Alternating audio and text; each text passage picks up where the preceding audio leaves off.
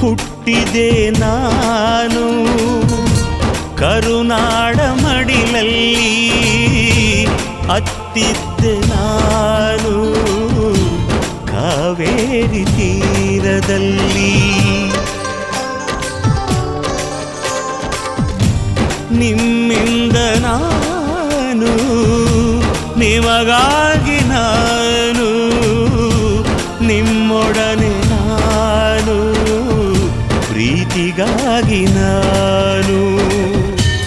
ಈ ತಾಯಿ ಲೀಲೆಯೇ ನಾನಿಲ್ಲಿ ಅಲ್ಲವೇ, ಈ ಜೀವಕ್ಕೆ ಮರು ಜನ್ಮವೇ ಕರುನಾಡಿನಲ್ಲೇ.